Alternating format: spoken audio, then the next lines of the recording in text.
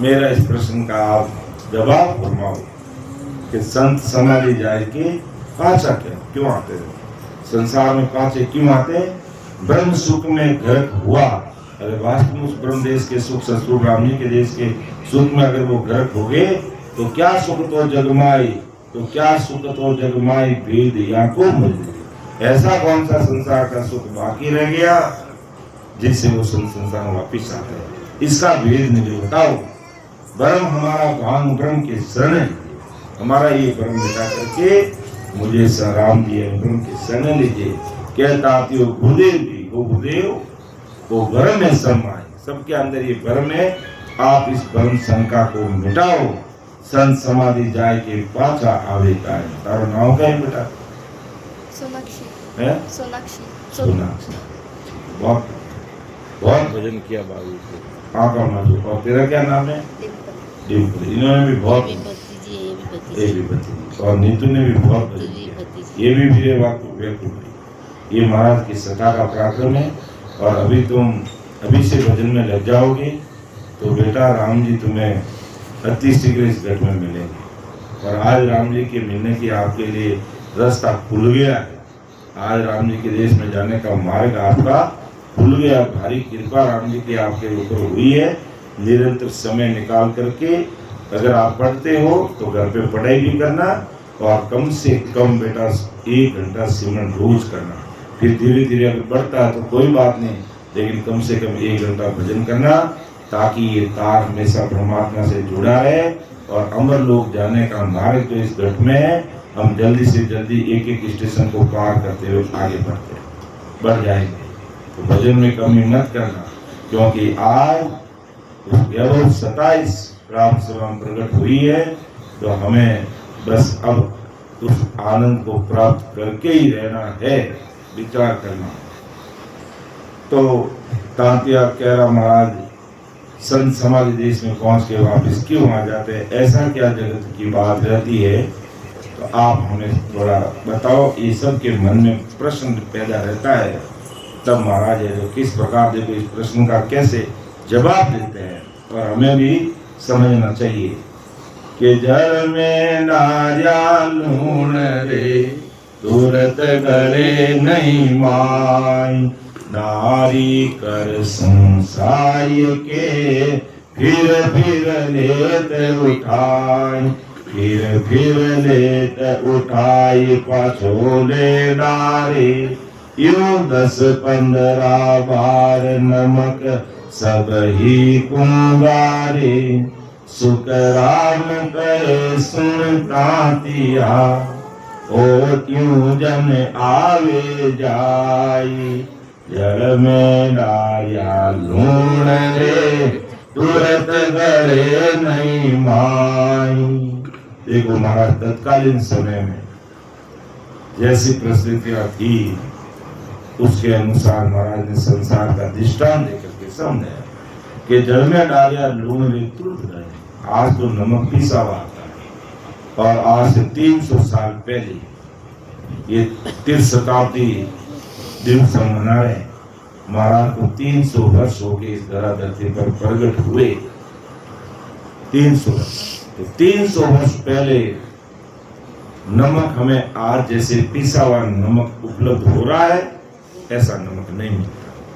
नमक मिलता आटा नमक मिलता, डली के रूप में मिलता, ढेले के रूप में मिलता। वो नमक हमें मिलता तो क्या करते, जल में डाल उस नमक की जो डलिया होती है तो वो पानी में डालते ही तुरंत नहीं गलती। महाराज उदाहरण देके समझा है। नारी करसू साई के, फिर लेत उठाई, फिर लेत उठाई। पाछो ले डाले। तो पुराने जमाने में माताएं बहनें मातृ शक्ति क्या करती? अब तो स्टील के, पीतल के, सोने की, चांदी की परातें आने लगी है। तो उस समय मिट्टी की या लकड़ी की परातें होती थी। उसमें माताएं बहनें क्या करती, इतना घर में भोजन रोटी बनानी होती उतना आटा लेती, और आटा लेकर के उस सूखा आटा लिया और उसके बीच में जगह बना लेती, यानी गड्ढा कर देती। गड्ढा करके या राजस्थान में होकर खादो कर देती है आटा में, और उसमें पानी डालती है। और पानी की मात्रा यूं नहीं कि मर्जी है जितने से वो आटा अपन गूंथ सकते हैं या उन आटा ने अपन पोषण सकते, इतना पानी उसमें डालती। और फिर कितनी नमक की मात्रा चाहिए थी देवाराम जी, उतनी नमक की मात्रा वो नमक के डले वे माताएं बहनें उस नमक में डाल दी, उस पानी में डाल दी। और पानी में डालती, नमक के डले गलने वाले नहीं, तो वो क्या करती, उस नमक को पानी में भिगोती, फिर अपने हाथ में लेती, मसलती, फिर पानी में डालती, लेती, मसलती, लेती, मसलती, करते करते करते करते 10-15 बार ऐसे करती, वो नमक की जो डलियां होती वो पानी में बदल जाती और वो नमक उस पानी में घुल जाता और फिर नमक का रूप नहीं दिखता। इस प्रकार फिर उस पानी से वो आटा गूंथ के रोटी बना के खा लेते। तो परम दयाल सतगुरु सुखराम जी महाराज को तांतिया ने पूछा कि महाराज संत समाधि देश में जाकर के वापस क्यों?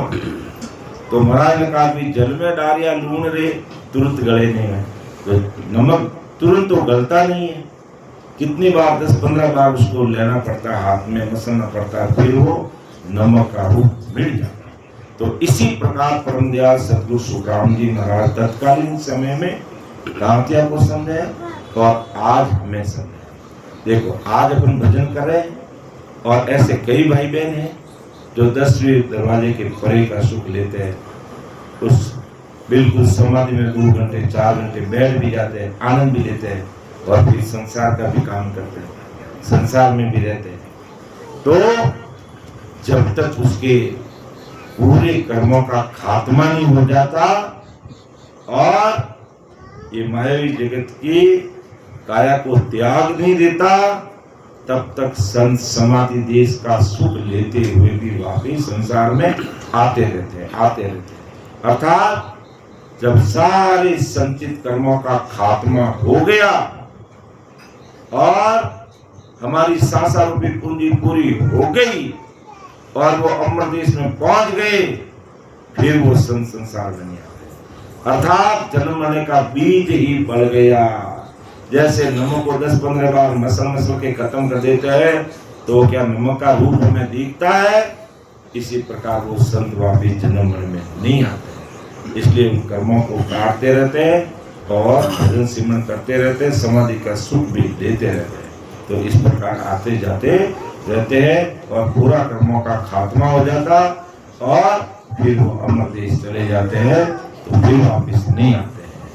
तो जल में डाया लूण रे तुरत गले नहीं माई, नारी कर सुनसाई के फिर लेत उठाई, फिर लेत उठाई पाछोले डारी, यूं 10-15 बार नमक सब ही कुंगारे, सुख राम गए सुनता दिया, यूं जन आवे जाई, जल में डाया लूण रे तुरत गले नहीं माई। फिर महाराज जब वो इतनी समाधि की बातें वापिस आते जाते, अरे तात्या तू इतनी भारी बातें क्यों पूछ रहा है, तेरे मन का दिल का क्या भाव है? एक तो कोई प्रश्न करते हैं सभा में तो केवल संतों की परीक्षा लेने के लिए करते हैं, और कोई प्रश्न करते हैं तो किसी चीज की जानकारी हासिल करने के भाव से करते हैं। प्रश्न करने के भाव में भी बहुत अंतर रहता है। एक तो जानते हैं कि संतों की इस चीज की जानकारी है कि नहीं, और एक जानते हैं कि भाई मुझे इस चीज की जानकारी नहीं है, आप कृपा करके मुझे बताइए। दोनों की भाषा में भी फर्क रहता है। जो भाव से पूछता है तो उसको कुदरती उसका उत्तर मिल जाता है। तो अब महाराज आगे तात्या को क्या कह रहे हैं, जो बात प्रश्न हमारे मन में भी पैदा हो सकता है। तो इसलिए महाराज ने तात्या को कहा कि तू आभारी बात रे क्यों बूझत है आई, तेरे और क्या भाव है, सो मुझ करो सुनाई, सो मुझ करो सुनाई। एक तो हरि पद चाहिए, एक सुनन की बात परखते सो त्यों कहिए। सुख राम कहे सुनता तिया, दोई भाव जग माई। तो भारी बात रे, क्यों बूझत है आई। अरे तात्या, ये भारी बात क्यों पूछ रहा है? तेरे हृदय में क्या भाव है जो मुझे बता। क्या भाव है? एक तो तुझे हरि पद, हरि का मतलब ससुर राम जी का पद चाहिए, या केवल तुम सुनना ही चाहता है?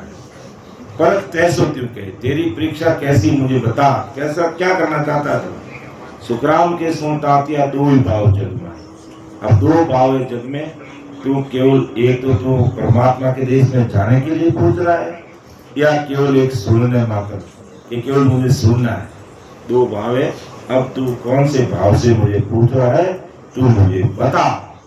फिर महाराज ने आगे क्या लिखा है, और कि फर्क करे तू संत की हर मिलने के काज, तो आपारक कीजिए हरिजन कैसो साज, हरिजन कैसो साज। फिर आपारक कीजिए ज्ञान ध्यान अरुसीक, सूरत खेती पर दीजिए। सुख राम कहे सुनता तिया, छोड़ भरम को राज। फर्क करे तू संत की हर मिलने के काज। अब बहुत बड़ी बात मान लीजिए कि फर्क करे तू संत की हर मिलने के काज। अगर तुझे ससुर साहिब हर यानी सारे दुखों का हरण करने वाले राम जी महाराज से तो मिलना चाहता है, तो आपार्क कीजिए हरिजन के संसार। तो तुझे ये परीक्षा करनी है, इस परीक्षा पर तुझे खरा उतरना है कि हरिजन कैसो साथ, के ससरूपी संत क्या कहते हैं, या यूं मान लो आज महाराज के अनविवाहिक वचन क्या कह रहे हैं, हमें उस पर खरा उतरना है। अगर तुझे हर मिलने का काज करना चाहता है, अगर तुम सतु राम जी के देश में पहुंचना चाहता है, तो हरिजन कैसो साथ के हर मिलने के काज तो आप आरक कीजिए। हरिजन कैसो साथ, हरिजन कैसो साथ फिर आप आरक कीजिए ज्ञान ध्यान और सीख, अर्थात पहले ज्ञान को सीखना, फिर ध्यान करना और सूरत खेती पर देना। यानी खेती कौन सी करनी है, ये राम नाम की खेती करनी है। आते जाते उस पर तेरी सुरत लगा, सुखराम के सुनतातिया छोड़ भ्रम को राज। बाकी तेरे दिल दिमाग में जो भी कोई भ्रम है सबको छोड़ दे, परख करे तो संत की हर मिलने के कारण। राम जी कैसे मिलते हैं, वो भेद की बात पूछने की तू परीक्षा कर संतों से। लेकिन अज्ञानी जगत क्या करती है, अज्ञानी जगत क्या करती है, संतों की परीक्षा लेती है। जबकि संतों के सामने हमें परीक्षा में खरा उतरना होता है, और हम क्या करते हैं, अज्ञान अवस्था में रह जाते हैं और संतों की परीक्षा लेते हैं। और कैसे लिए अपना बार बार सुनते हैं किशनदास जी महाराज की परीक्षा, नागौर का जो राजा था, ठाकुर था, जो भी कैसे परीक्षा ली किशनदास जी महाराज। जात के मेघवाल थे, उच्च कोटि के महापुरुष, और दरियाव महाप्रभु के सामने दरियाव जी महाराज की मौजूदगी में उन्होंने परम मोक्ष की प्राप्ति जीते जी कर ली, अर्थात जीवन मुक्त सुख राम जीते जी प्राप्ति कर ली। और खूब भजन सिमरन करने वाले थे। अपने खेत में खेजड़ा के नीचे बैठ करके रात और दिन भजन लगते, क्योंकि किशनदास जी महाराज के घरवाले थोड़े स्वभाव से तेज थे। अगर कोई घर पे राम सने भाई बहन आ जाते तो उनको छोटे शब्दों से पुकारते, ऊंचे शब्दों से पुकारते। इसलिए वह चीज किशनदास जी महाराज सहन नहीं कर पाए कि मेरे घर कोई रामसने भाई बहन आए और मेरी घरवाली उनका अपमान करें, ये मेरे से सहन नहीं हो सकता। इसलिए किशनदास जी महाराज खेत में चले गए और खेजड़ा जी के नीचे बैठ करके काम करते, मतलब भजन करते, और आजीविका के लिए वो कपड़े भी बनाते। वो जो अपना अडाटा बनाने का काम होता नहीं, अडाटा गांव में अडाटा खेला तो है, हाँ वो अडाटा बनाते। और अब देखो वो काम भी करते, भजन भी करते, और उस समय आज देखो दरियाव जी महाराज की मौजूदगी में थे किशनदास जी महाराज तो करीब समझ लो 350 साल हो गए। और उस समय महाराज जो कमाई करते, अपनी आमदनी का 25% परमात्मा में रामसने भाई बहनों की सेवा में खर्च करते। कितना? 25%। उस 350 साल पहले क्या परिस्थिति रही होगी, कितना कमाते होंगे? मुश्किल से 1 रुपया 50 पैसा 10 पैसा कमाते होंगे, और उसमें से भी 25% रामसने भाई बहनों की सेवा में परमात्मा में खर्च कर देते। बाकी घर वालों को ले जा करके घरवाले को दे देते। घरवाले का स्वभाव तो बहुत तेज था, लेकिन महाराज ने एडजस्टमेंट कर लिया, क्योंकि अब जो मेरे भाग्य में लिखी है वो देवी मुझे मिल गई है, और अब मैं इससे अगर माता पिता करता रहूंगा, इससे अच्छा राड़ पीछे बाढ़। यानी गांव में रहते हुए घर को छोड़कर खेत में, खुले खेत में खेजड़ा जी के नीचे कोई झोंपड़ी नहीं बनाई, वहीं बैठ करके भजन सिमरन शुरू कर। केवड़ी भगवान दाने धन्य हो धन्य। तब भजन का प्रताप, सिमरत साहिब दरियाव महाप्रभु की पूर्ण कृपा, उनका हाथ उनके ऊपर है, जो सब जगह किशनदास जी का प्रचार प्रसार होने लग गया। और टोंकला भी किसका? किशनदास जी का। तो ठाकुर भी उसे जलने लग गया कि गांव तो मेरा है और ये जाति का मेघवाल, इसका नाम हो रहा है टोंकला, कौन सा? किशनदास। उसने भी महाराज के साथ बड़ा अन्याय किया, लेकिन नागौर का ठाकुर ने क्या किया? बोलबाला था, महाराज नागौर में सत्संग करते, बहुत सारे भाई बहन सत्संग का लाभ लेते। उस समय नागौर के राजा को सहन नहीं हुआ कि इतने लोगों से सुनते हैं, इतने बड़े संत हैं, इतने पराक्रमी हैं, आज देखता हूं मैं इनकी परीक्षा लेता। और महाराज क्या कहते हैं कि हरिजन के तुम पार्क कीजिए, हरिजन कैसो साध फेरा पार्क कीजिए, ज्ञान ध्यान और सीख सूरत खेती पर दीजिए। अब वो ज्ञान ध्यान सीख सूरत खेती में राम जी के नाम में लगानी, वो तो बात गई कहीं। और वो राजा है जो भरी सभा में आता है, ऐसे भरी सभा में महाराज बैठे थे, और महाराज के अणबे भाई वचन सभी रामसने भाई बहनों के बीच में रख रहे थे। और राजा साहब आते हैं, प्रणाम भी नहीं करते हैं। वाणी जी महाराज को भी प्रणाम नहीं किया, महाराज को भी प्रणाम नहीं किया, जबकि एक शिष्टाचार है भाई, शरीर को प्रणाम करो नहीं करो, करना नहीं चाहिए, कोई बात नहीं, लेकिन ज्ञान गुरुदेव जी महाराज हमारे बीच में, इनको अपन को जरूर प्रणाम करना चाहिए। तो आकर के कहा कि महाराज, किशनदास जी महाराज को कहा कि महाराज मेरे काम है। किशनदास जी महाराज को बोला, देखो बड़े ध्यान से सुनना कि महाराज मेरे से आप एक काम है। महाराज तो रेस्पेक्टेड भाषा में ही बोलते हैं, संतो अगर कोई ओछी मन में ले ही लेते हैं तो फिर उसको अच्छी तरह से करके बताते हैं। बाकी जहां तक है महाराज तो अगर कोई बाल संत है ना, उनके आगे जी लगा के बोलते हैं, बड़ा रेस्पेक्ट करते हैं कि जे नर जुग में राम पुकारे वो मेरे सिर का ताज है। इतना महंगा समझा महाराज ने राम सरी भाई बहन। तो कहा महाराज आपसे मेरा काम है। कि वो बोली साहब क्या काम है? कि मैं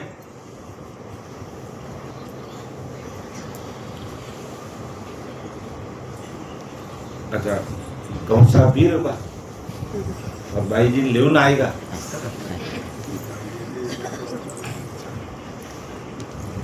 चलो कोई बात, कौन साहब तो मोनल छोड़ना आया, समय हो गया, छोटो टाबरी हो चू चू चू चू करे, कोई बात नहीं। तो भाई ने ले कौन साहब आएगा तो भाई ने तो जाना ही पड़ी। हाउ जी किधर पी रहे थे? अच्छा अटे थोड़ा पी रही है। अच्छा अच्छा अभिषेक भी बाहर बैठो ही रही, वो तो आज तो बचे बाहर नहीं उठे घरे। ठीक है बेटा कोई बात नहीं, इन्हें टिंकू पिंकू ने ले जाए। और कौन साहब तो मन छोड़ना आया था और मन छोड़ना आया ना, भाई ने लेना आया पाचा अटे जा सत्संग सुनता। तो वास्तव में इस आत्म कन्या रूपी भाई का कौर साहब कौन है? बाप जी सीता भाई बोल के सुनाओ। भाई आत्म कन्या सवर साब सत स्वरूप, ये दोनों मिल जावसी पावे देश अनूप। संसार में भाई और कौर साहब मिल जावे तो नौना नौनी बन जावे, दादा दादी बन जावे। और आत्म कन्या भाई भाषा बोलो मैं तो भूल जाऊं। भाई आत्म कन्या कंवर साब सत स्वरूप, ये दोनों मिल जावसी पावे देश अनूप। जो आज कमलाबाई ने भाई ने कौन साहब लेवने आया जूर जो आज ससुरूप साहिब आत्म कन्या ने लेवन वास्ते आया है। इन आत्म कन्या ने ससुरूप साहिब लेवन वास्ते आया, यानी ससुरूप साहिब की सत्ता प्रकट होगी है जब ये आत्मा, ये जीवात्मा जब ससुरूप साहिब से मिल जाती है तो पावी देश अनूप, वो अद्भुत देश मिल जाता है, वो अद्भुत देश मिल जाता है।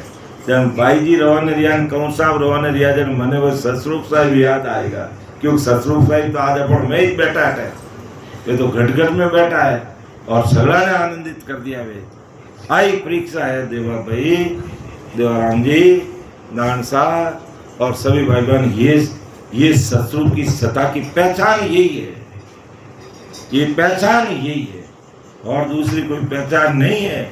ऐसे ही वो गैबाऊ रूप से सभा में प्रकट हो जाते हैं और उनकी कृपा हो जाती है, तब वो प्रसन्न कर जाता।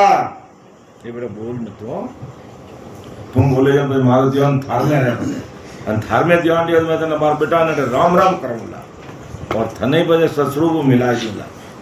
अब के बोल को तने ससुरू मिला दूंगा, ठीक है? राम राम कर मिला बार मिला राम राम करा के इतने राम राम राम राम कर फटाफट कर। तो मुझे जोधपुर जाना है, किशनदास जी महाराज की जाओ नहीं हो चौड़न चौगन मोड़ हाईवे पड़ियो है, क्यों तो नहीं किया महाराज क्यों भी। तो कोई बात नहीं, आप पधारो, हमारे लाइफ कोई काम रहा तो मन बताओ। नहीं मुझे कुछ और बात करनी है कि जोधपुर आप रे जाओ मरो का ही बात करनी है। मैं टूक लाऊं नागौर तक पैदल जाऊं थोर करने गाड़ी घोड़ा हाथी घोड़ा पाल की तय थोड़ा मन है तो घोड़ा मत बैठने जाओ, थोड़ा मन है तो हाथी मत बैठने जाओ और थोड़ा मन है तो गाड़ी में बैठने जाओ। आप पधारो साहब। बाबू जी कहीं क्यों नहीं, मेरे महल के 4 दरवाजे हैं, मैं सवेरे कौन से दरवाजे से निकलूंगा। अब परीक्षा कौन सी करने की बात हमें आदि सदगुरु सुखराम जी महाराज कहते हैं, और अज्ञानी जगत संतों से कैसे परीक्षा करते हैं, कैसे संतों की परीक्षा करते हैं, वो बात महाराज समझा। इसीलिए वो प्रसंगवश मुझे बात याद आ गई तो कब महाराज आप पधारिए कि पधारना उधारना कुछ नहीं, मुझे ये बताओ कि मैं महल के 4 दरवाजे में सुबह कौन से दरवाजे से निकलूंगा। तो संतों ने कहा आपको जो अच्छा लगे उस दरवाजे से निकल जाना, आपको अच्छा लगे जो निकल जाना। भाई अगर सोमवार है, अगर तुम दिशा शुल्क को मानते हो तो सोमवार को पूर्व दिशा मत जाना। अगर तुम रविवार को जाना चाहते हो तो पश्चिम दिशा मत जाना। अगर गुरुवार को जाना चाहते हो तो दक्षिण दिशा मत जाना। बुधवार मंगलवार को जाना चाहते हो उत्तर दिशा मत जाना। अब आपको जो अच्छा लगे उस दरवाजे निकल जाना। नहीं, आप मुझे बताइए, अरे इसमें बताने की क्या बात है, तुम्हें जो भी दरवाजा अच्छा लगे जाना चाहिए, कैसा है कि नहीं बेटा। भाई आप इस मान लो ये हमारा मकान, एक दरवाजा इधर है, मान लो एक दरवाजा उधर भी है, एक उधर पीछे भी है, 4 दरवाजे हैं। अब मुझे अगर हमारे परमादेव सुरेश भाई कहे कि भाई बाबूजी मैं सुबह क्या दरवाजा निकलूँ, तो आप ना अच्छा लगे इनो निकल जाओ, उठनो निकल जाओ, अटनो निकल जाओ, थान जजे निकल, नहीं मुझे आप बताओ यार, बताने की क्या बात है। दरवाजे तो 4 ही है। किशनदास जी खराया होना कि दरवाजे तो बाबू जी 4 ही है, पर मैं निकलूंगा किससे, तेरी मर्जी है जिससे निकल जा। तो वो मान नहीं रहा है, मुझे तुम बताओ।